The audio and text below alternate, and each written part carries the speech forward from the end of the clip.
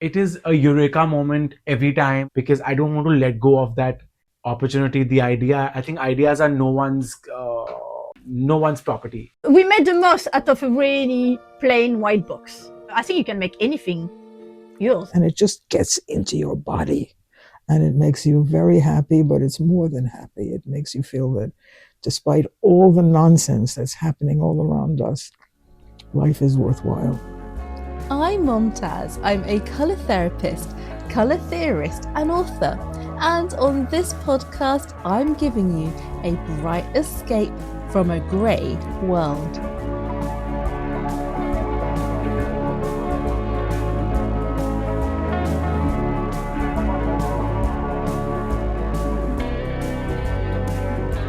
I recently heard a theory that the number one way to live your best, most satisfying life is to be in awe of something every day.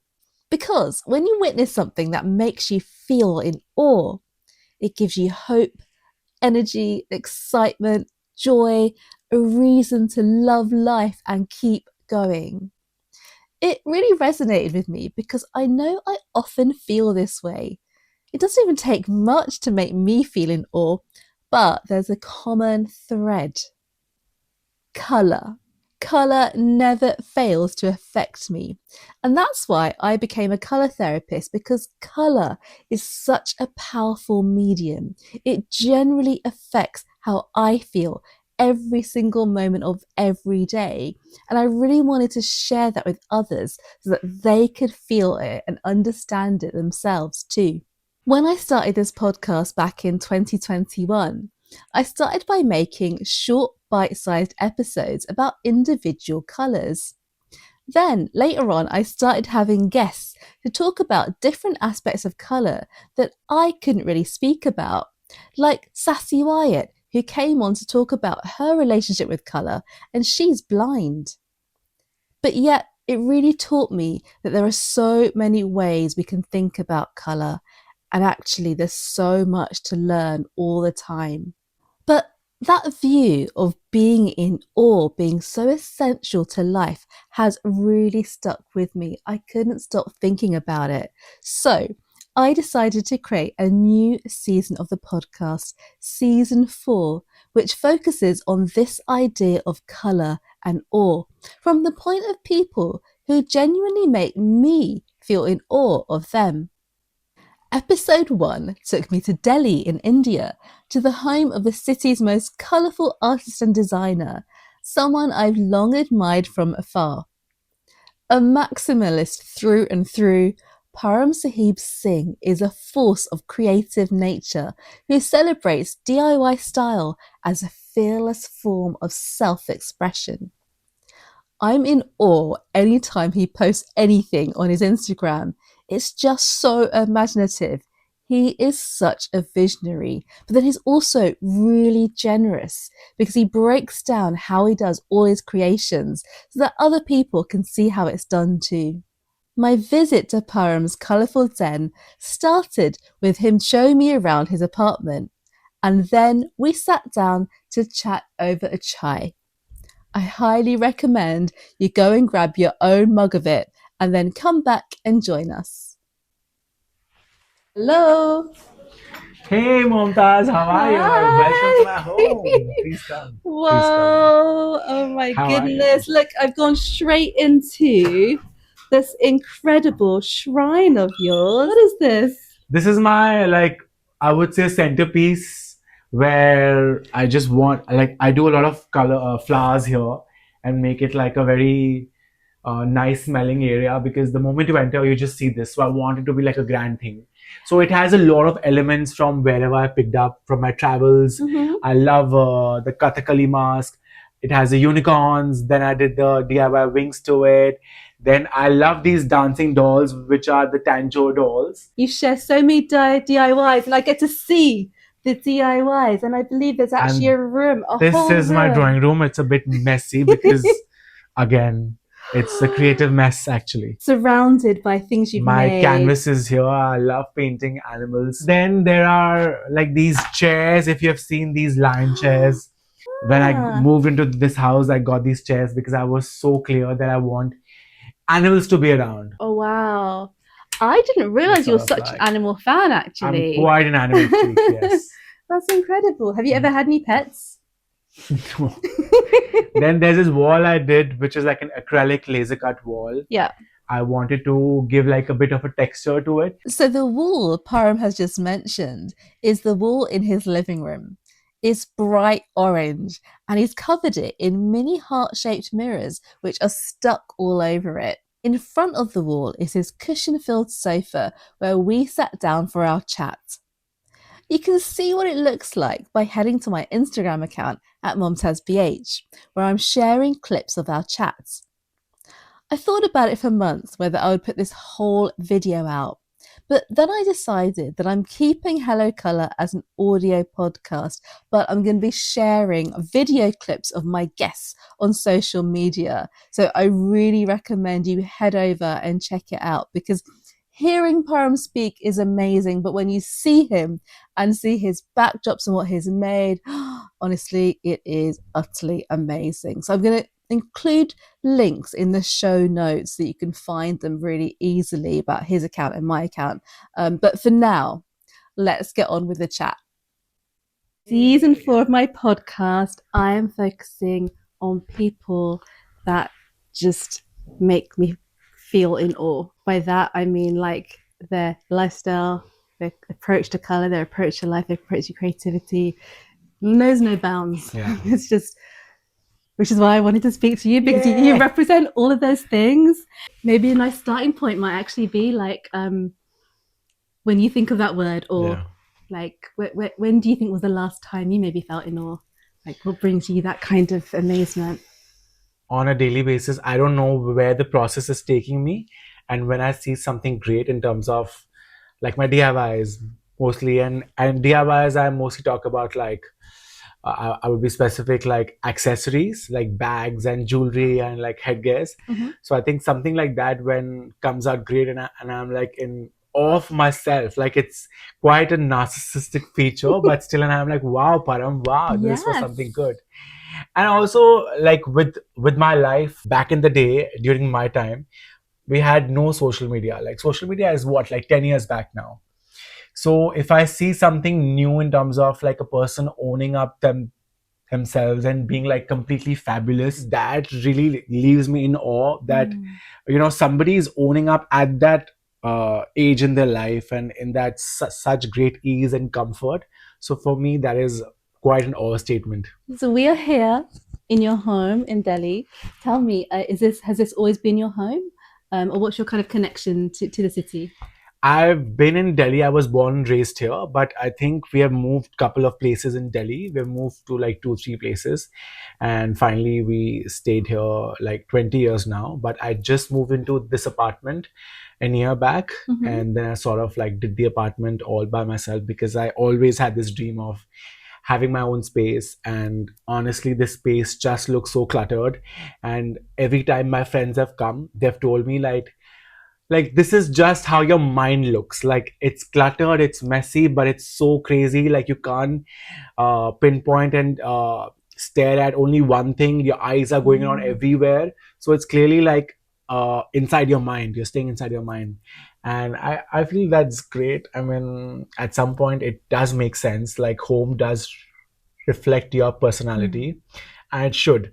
So I wanted it to be all maximal, all colorful, all made of things that I've made, and just the way I want it. And everyone who enters, they just know that they're in my den. You're listening to Hello Colour, the podcast that gives you a bright escape from a grey world.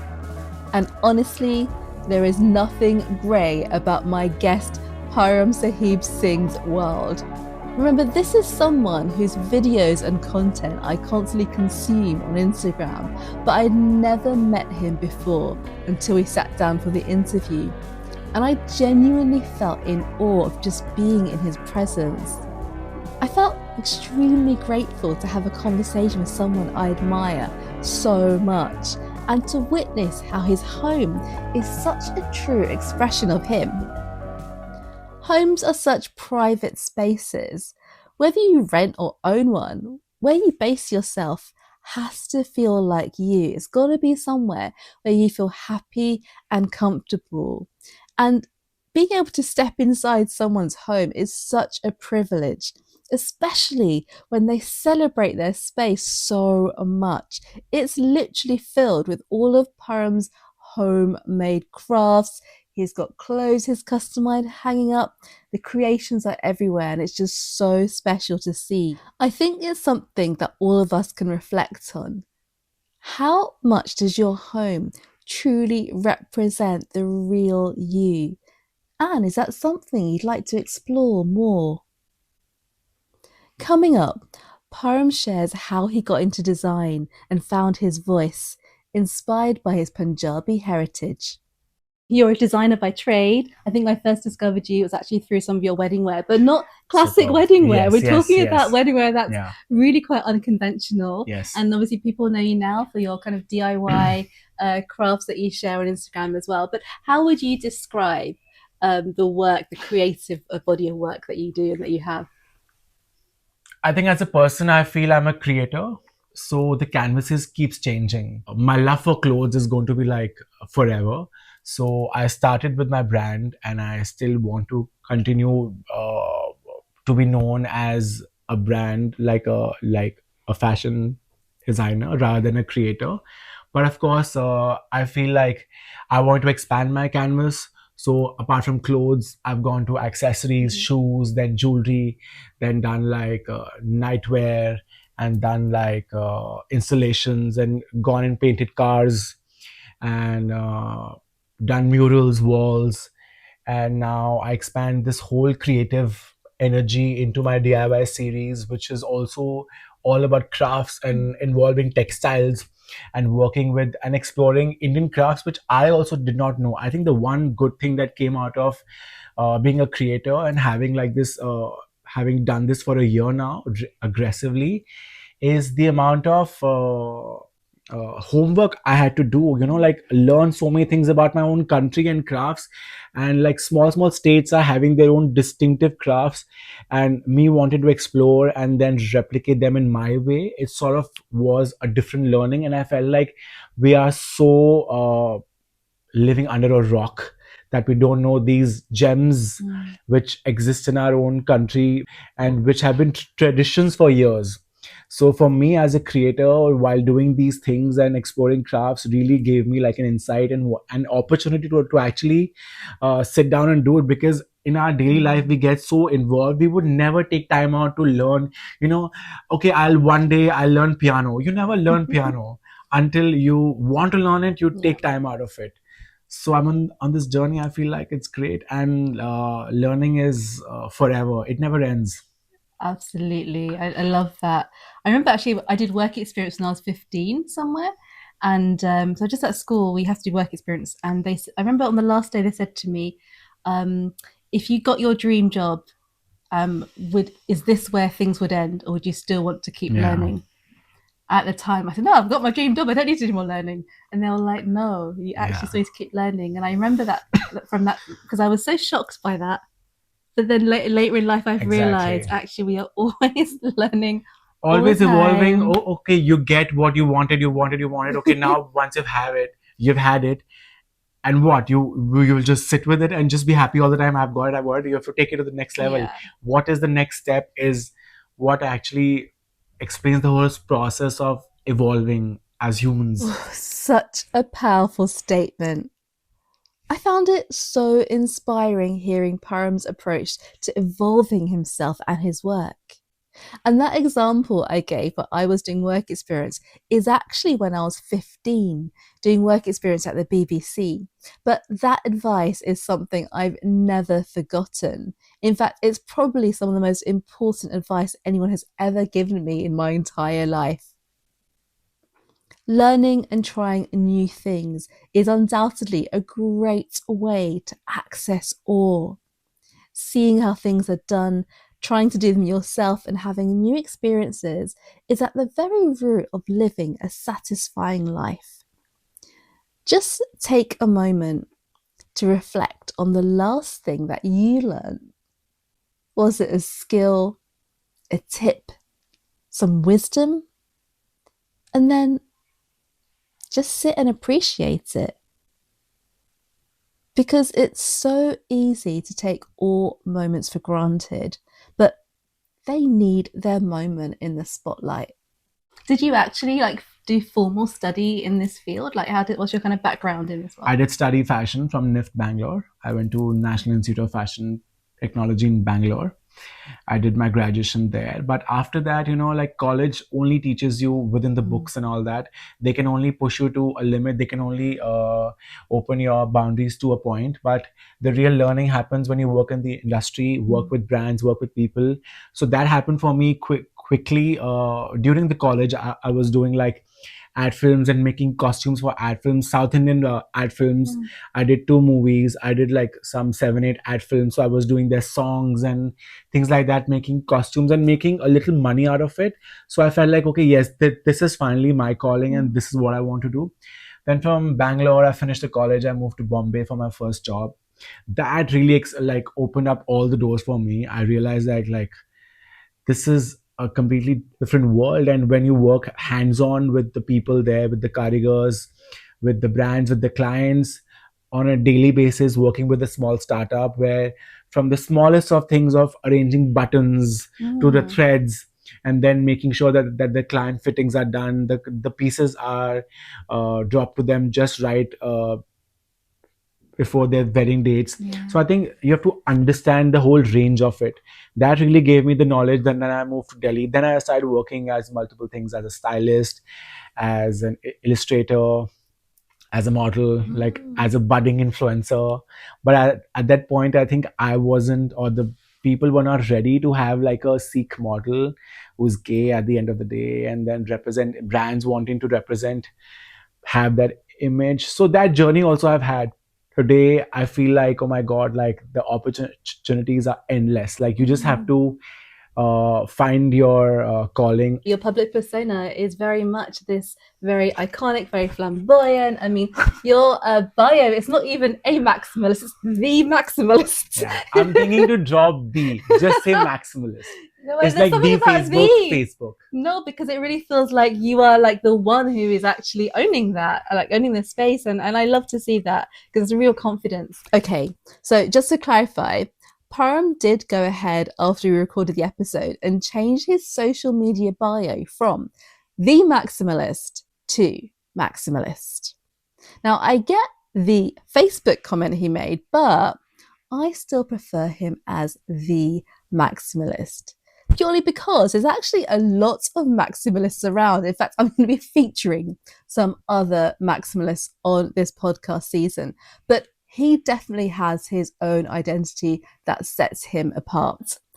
I digress. Let's continue. When I was just leaving the airport, I arrived in Delhi. I looked out of the window and I saw a pillar. Yeah. I don't know where this quote came from, but on the pillar it said, "Creation is a sign of life, not repetition and not imitation. Creation is a sign of life." I love this idea of creativity, like as a sign of life. I guess some people often say, like, what's the difference between humans and animals? Yeah. And, you know, we're both like breeding, we're eating, we're sleeping, we're finding homes. But I guess animals aren't necessarily creative for creativity's sake. Yeah. So creativity is a sign of life. I mean, how do you feel connected to that sentence? Would you say you agree? Or? I feel I would feel alive if I'm able to create. Otherwise, I'll be just like a dead stock. If I don't, I get agitated on a normal basis because I feel like I'm a perfectionist and I know that it will take me 10 steps, 15 steps to reach there, but it's going to happen. And that on the 16th step is going to make me feel alive, that yes, that that fire of an artist or that hunger of an artist is still alive in me. And that, I think, automatically helps you to just like move forward and have that creative hunger alive. So definitely creativity is a form of making you feel alive. Some people say, like, I'm not creative, I don't have a creative bone in my body. What do you say to that sort of? Some people are, they don't have the vision, and it's very natural. Like people are not blessed with everything, like you need to have a vision. Whenever my clients would come and then they would tell me, on this skirt, just give me a different color with these two colors, and then they are seeing things of what they can imagine, and them and their imaginations are quite limited. I always tell them, because out of experiences, it has happened that I've done exactly how the client said it, and then they're like, oh, this is not how we imagined it to be. And I'm like, that is why you have to a designer has made a piece, and then you have to buy it as it is, because it has gone through multiple trials and errors in their own mind, and then they've given you the best combination, best looking aesthetics, best work, best color combinations. If you mess with that, and then automatically you're going to fall short of the vision. So definitely some people don't have it, and I think it's better that they don't have it, because then it just eats up our jobs. You're listening to the Hello Colour podcast, an audio adventure that brings you a bright escape from a grey world. And today I'm talking to Delhi-based designer Param Sahib Singh about his creative, awe-filled life. You share a lot of DIYs on your Instagram, but what I love about them is that they're so generous. Like, you really show the processes, you talk about tips. Why is it important for you to be able to share with others? Okay, that's a great question. My videographers and my editor, that they're like, okay, we'll just show like 15 steps, and I'm like, no, I have to show how I've made this piece from scratch, and I have to show I'm cutting it, I have to show I'm sewing it, I have to show that I'm doing the process and showing you each step in detail, because that's what is my style, and that's what is going to make me separate in terms of like my quality of content, because I want to be as organic, and I want to let them know that I've bought this piece, it looked in a very bad shape, and it goes into so much of that's my my videos are mostly like a long format video, because they definitely give you like 100-step thing, but you should not have any question left in your mind, okay, that step was left and that step. So I feel like for me, this journey of having, and that's why my videos take longer to shoot, because I feel like one video would normally, I think we would ideally shoot in 5 hours, 8 hours. I tend to take 3 to 4 days, because it's a lot of steps, a lot of layering, and I feel like I want to stick to it, even if in a rat race the algorithm changes and then the short videos work better in terms of the reach and all that. I want to make it like a storytelling. Each video has to tell you a story of how the piece started and how it completely transformed and how we made it. Oh, as I say, it's so generous, the sharing, and it's a real pleasure. And honestly, I've got so many comments on the, like, now I don't read comments that much, but people tell me, why do you share so much? You should not share it. And people have written it, like, it's your trade secret, you should not do it. These are your tips and tricks. And I'm like, okay, I cannot be sitting on those tiny thoughts and be like, if somebody is coming to my page and somebody is subscribing to me, they have to get like a full transparency. And I don't think I'll get limited by it. I think the more I share, the more ideas I'll get, and the more I'll try to get you newer things. Otherwise, I'll be just holding on to those secrets and be like, okay, what is this mystery? Like, what is it? Everyone can do it in the world. It's not like somebody will take 10 days to crack it, but they'll know it. So I might as well just show you in the video only. Yeah, well, I love that. And you do have a lot of fashion related pieces, wearables. It's wonderful to see. I feel like there's so much joy when you get ready, when you put on your clothes, the joy is beaming off you. Like, we can feel this energy from you. Do you take any like rituals about getting ready, or do you have any process about getting ready if you're going to an event? It totally depends on my mood on that day. I'm telling you, I've gone in like black clothes also to a fashion event and not given like any F about it, that okay, I want to stand out. But there are days where I want to just look like the royalty and be as flamboyant as I can and just show the best of things. So it totally depends on the mood. But otherwise, if I'm attending some really high profile events in terms of like some screenings or gatherings or some unveilings, and if the memo says that you have to dress in a certain way, and mostly there's this great culture in Delhi now that they are doing, and they are making sure that people come and dress up and find the misfits of Delhi and come and bring them all in one place and bring the best of fashion, best of clothes, best of style. I feel those kind of groups are opening up, and those And those are the places where you want to be seen also, because there you're sort of like recognized for your craft, for your style and all that. So I feel for me it's very mood sensitive. I mean, where do you get your inspiration from? Because your projects, you're like so prolific. You're a prolific designer. There's always something happening. It is a eureka moment every time. I'm just like, most of the times I'm sleeping and then I get this idea and then I wake up and then I quickly plan how I'm going to do this, because I don't want to let go of that opportunity, the idea. I think ideas are no one's property. So whoever does it first, it's your property. So I want to be like, okay, be quick about it. Don't be a lazy bum about it.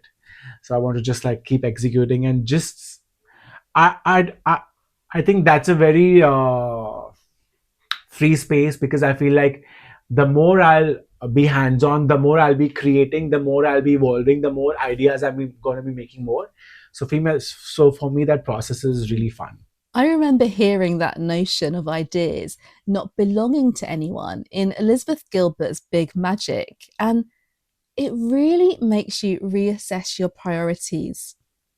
There's no doubt that ideas come to all of us, just like that invention that's going to make you a millionaire, but then we don't actually act on it. And then some months down the line, someone else has done it, and we kick ourselves. That idea was ours. We should have done it, but we didn't. I know I've been there, but honestly, it's okay. We can't do everything. And yet, hearing Param's passion is such a reminder that some people really do follow through with all the ideas, and that in itself is something to be in awe of. Next up, I don't just get to admire Param's handiwork, I get to try some of it on. I did a lot of DIYs and I love doing like headgears. Yeah. And one of the pieces, I have it here. Uh-huh. And you are here sitting on the couch with me, and I want you to try it because I think they go fabulously with your personality. Okay. Okay, this is the headgear. This is the wow, it's actual headphones. these were the headphones converted into headgear for like a Burning Man thing. And I would want you to try it if you would be interested into it. Oh my goodness. Okay, you it's like have to fix it. Yes. Oh wow. Yes, and then I feel like some kind of there's a Star Wars with like the princess, so like I feel like I've otherworldly. Princess Leia. Yes, I feel otherworldly and like I can command the attention of everyone.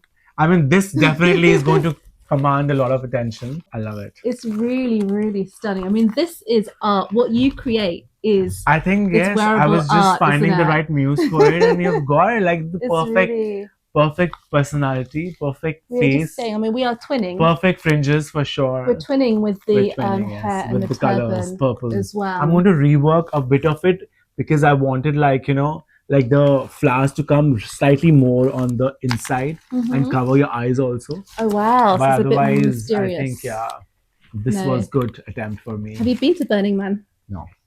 This will get you in. I've done costumes for clients for Burning Man. What role does color play in your creativity and the things that you create? Colors are a language. It's not just colors and adding medium to it. I think it's a language. Pink. There's like the neon yellows. Yeah. And looking around your home, looking around the piece that you create, you always seem to get drawn towards this neon, this bright colors. Was that always the case? Getting attracted to colors was always the case as a child. And I feel like I've imbibed, and I'm so proud of the fact that I'm a Punjabi, a Sikh, and an Indian, because I think as Indians, we just love colors. We just like, we are so diverse in our color preferences, but still at the end of the day, if you look from a bird eye view, I think India, you should see a lot of colors and just like our representation about it, and we own it. And that becomes a very strong identity in terms of visibility and aesthetics, and just like setting an example apart that yes, we are so proud of it. And that sort of a liking towards colors was always, I think, welcomed by my parents, by my mom mostly, where she sort of made me feel so natural about it. If I want to wear a certain color as a child, I think she never said no.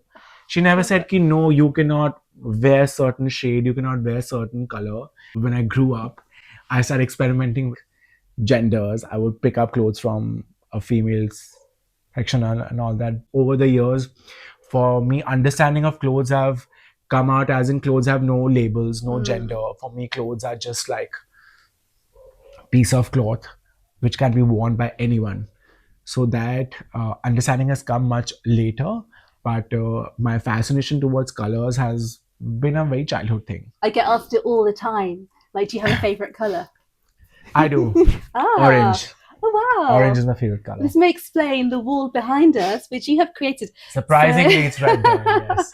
It's you've actually handmade like mirrored mosaic tiles. You Yes, stuck them I all in have. your living room. So I got these hearts like laser cut, and then it's acrylic, Yeah. and then it's a sticking sheet at the back, and then I wanted to make the entire wall with like a grid of hearts, and there are 4 more walls, so I'm going to do all shapes in all 4 walls, and then complete the set. Amazing. Well, you know, orange is in color therapy, like it represents, and it's the color of creativity. Like it's Oh, wow. the color Okay. that sums up creativity and encourages creativity.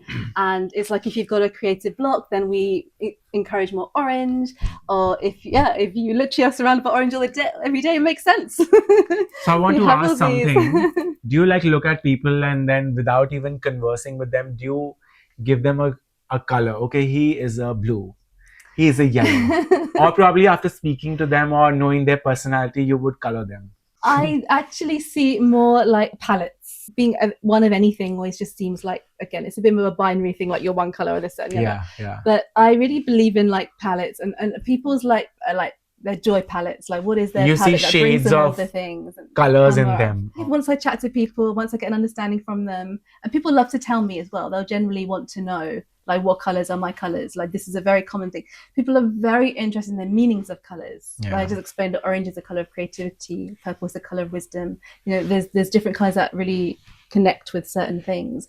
And one of the reasons I love color really is because it's free. Like it's literally just existing, and we can tap into its energies every day without having to like do anything. It's just visually there. When you're making a project, do you think of the colors in advance, or does it come as you go? I think I know my base colors for sure. I know what is going to be the 70% of the colors that are going to be. Then add-ons, we just move along. Whenever I make clothes, we just move in the story. With clothes, it's a collection thing. So if I want to do a collection on sage greens or let's say like navy blues, so I think I know the collection overall is going to look majorly of that color, and then it will have hints of complementing shades. But of course, neons and pinks, oranges, they somehow find the way inside to it. So I don't know how do I take them out. You're listening to the Hello Colour podcast, an audio adventure that brings you a bright escape from a grey world. And today I'm talking to Delhi-based designer Param Sahib Singh about his creative or filled life. So I have a very interesting question. Do you think colors have gender? Like for me, living in India, I would say if a guy, if he loves colors, and I would just take my example, let's say, and if somebody does not even know me and somebody sees a photograph of me and then they see me wearing colors, and then it's automatically targeted as he's queer because he loves colors. So for me to understand, and this is like a constant question I ask, do colors have gender? Like, what do you think about it? Yeah, I think actually there's such a limited choice that if a man went into a shop, the women's wear section has such a range and such color, you will never get the options as a man. It's not even allowed. Like no one's making it, and even if they were making it, it's not going to make it onto the high street, into the mainstream. And I think this is one of the things that actually stops men from exploring anything different. Be seen it as in a queer sense anyway, like it's different, it's queer. But let me give you an example of a non-queer situation I was in. This was in the UK, there's a lot of football fans. They love their football. It's quite a masculine environment. And if you're ever passing a football ground on a match day, like it's just streams and streams of men. So I was wearing a rainbow sequin jacket, like full on, and I went to a train station. The train station was closed because there was an issue, and all the football fans had come out. And so I was one girl, a brown girl at that, in amongst a whole sea of men, white British men, your classic football fans, the type that I would normally cross the road. I was like, but I was there with them. And I was standing there, and a man next to me said, "I love your jacket." And in the most like genuine way, like he just absolutely loved my rainbow sequin jacket. And then he started telling me how much he loves colours. And he was saying, and then his friend piped up, and then they were joining in. And then one of them said to me, "I'm actually wearing women's trainers. And the reason is that these trainers are purple, and I can't get men's purple trainers, so I bought women's trainers." Sweet. And his friend didn't know that. But I was like, wow, like we found like I would never normally speak to you. Yeah. And we've come together. This was like colour. a breaking ice point, breaking Exactly. ice situation. But how interesting. He couldn't find what he wanted in the menswear section. Yeah, exactly. And it's not given. It's like you've been stopped, like men of the world have been stopped, prevented from being able to experience, from being able to experiment. I recently took a male friend shopping. He's only ever worn black. He's never worn any colours in his whole life. And he was like, "I want to know if I can wear colour." And actually the only place we found colour in menswear was at vintage shops, like secondhand. So we went to some vintage shops in East London, and we actually kitted him out. He wore purple for the first time in his life. He's never worn purple before. He wore some other colours. And actually he felt like he bought the pieces. He felt he could do it. Yeah. But there was just never the guidance. There was never the role models. There was never anyone doing it. And we've got ourselves into, like, I will call it humanity, because this is cross-cultural. Yeah. We've got into a situation. It doesn't need to be like that. And I think a lot of like straight men should be wearing more colour, and I wish they had the access. But how, as a woman, do you think, as a woman who is wearing and experimenting with so much colours, do you also feel for women also colour is sexist, or colours have gender? Or are you being typecast as a queer person because you're being taken as a queer girl because you're like experimenting too much? I think most people they assume I'm queer anyway. I think the othering of people, is something that is so inherently in culture and in society, that if you're just different in any shape or form, and colour is just a foreign. It's like a foreign source. It's like if you're colour, automatically you're different. But interestingly, I have a project. It's a personal project I have. It's called Collecting Compliments. So whenever someone pays me a compliment, I write it down. So if you look on the notes on my phone, it's literally like comments. And a lot of people worry for me because they actually say to me, "Oh, well, don't you get lots of do people like give you like negative energy?" But I found in the case that I just told you about this football fan, that colour is such a connector. It opens up. It can be this medium that allows people to just like be themselves. And the amount of people that say to me, "I want to wear colour. I wish I could wear colour. I want to be like, oh, I want to have hair like you." This is the most common one. I'm sure. And I say to them, "Well, you could," but it's this confidence has been driven out of them. I mean, how do you drive your confidence? Because you come across as, and you are confident. I've met you now. I think it's the easiness. It's the comfort of just being owning up every single cell of yourself, and not just even regretting about anything that is on you. So I think confidence is a very natural, and it's a very natural state of mind where you are 100% comfortable in looking the way you are and how you're carrying yourself, and your body responds, like people pick up, your energies pick up. And if your body is even 1% uncomfortable, people do pick up because the energies do get caught up. And it just shows that you are not confident in whatever you are wearing, whatever you are trying to portray. It's that, yes. Absolutely. And, I know we have to wrap quite soon. Because really glad that the DMs happened, and then we just could do this in this timeline. Oh, honestly, it's a real honor to be in your presence and to be here, because I Instagram, social media, it has many different sides to it. It gives. This is a positive side that we just met through Instagram. This is like the side that what an amazing thing that has happened. Something good comes out of it. What an incredible thing. And I think, like if I have a bad day, I actually don't have many bad days, to be fair, because I have a way of making my life very positive. But you know, if I see one of your posts, it's like this like reset, it's this re-energy, this boost, this incredible thing that I think you give everyone that sees your posts. Like it's like so magical. I think what you're doing, what you're creating, what you're putting out in the world is just like so like we are all grateful. I think That's we're all so thoughtful, grateful and for I feel your like I presence. continue doing this, and I feel I'm able to like get more crazier with the DIYs, and I want to really expand it. I'm very excited to launch the bridal line again, getting back to clothes. And yes, I think there's so much that 25 gave me, Yeah. and I'm really looking forward for 26. And I think yes, more sitting in chats like this with you. Oh, Yes. fantastic. Well, listen, if you're ever coming to London, I will. you're hitting me up. Yes, actually, let's fill up the streets of London with like the tubes and all that. You know, with crazies. The best to Wonderful. you, and please continue Thank doing whatever you are, and just stay alive and stay Yes. positive all the time. Amazing. Thank Yes. you so much. Thank We'll you give so you a much. hug. Yes. What an extraordinary conversation, and what an extraordinary person. I never imagined that when I started this podcast, I would get to interview people I admire so much in person. Yes, not on Zoom, but in person.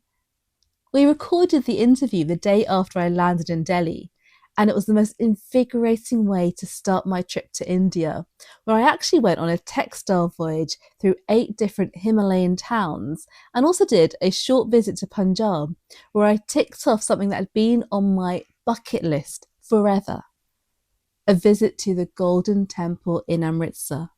That was one of the most awesome experiences of my life.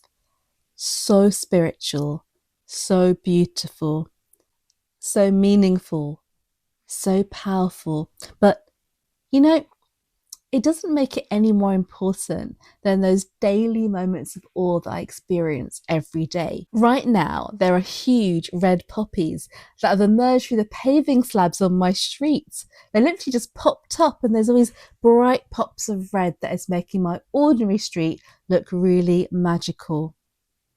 And I recently witnessed a spider actually building its web, but you can only see it in some lights and not others. So it's like wherever I'm standing, I can see it.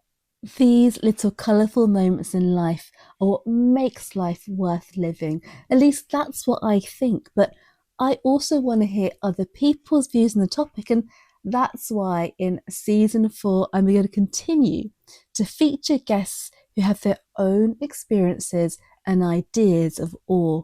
So if you want to hear them too and you enjoyed this episode, please hit subscribe so that you don't miss the next one, which is dropping next month. And I just want to say a huge thank you to Param Sahib Singh for allowing me into his home like a complete stranger and making me feel so comfortable. You know, he actually fed me as well. We had a really nice time together, and I guess what you heard was just a little part of our actual conversation, because we had some lovely time that we chatted like when we weren't recording as well, and it was really special.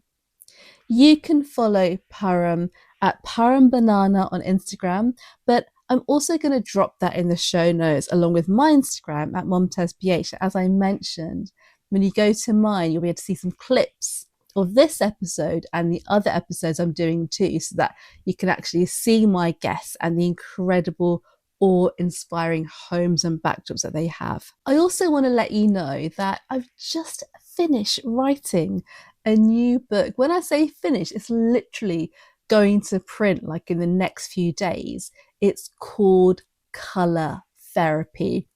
Really nice and easy to remember. Colour Therapy. It's actually a journal, and you can actually pre-order it now. It's not out until December, the 10th of December 2026. I'm actually going to leave the pre-order link in the show notes as well, because I'm so excited about it.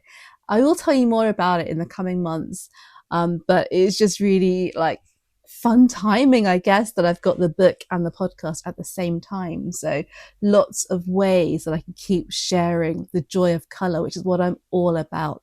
So, thank you again for listening. I really appreciate your time. And if you know any other colour lovers you think will appreciate this, then do share it with them too. Have a colourful month, and we'll catch up soon. Your color's good.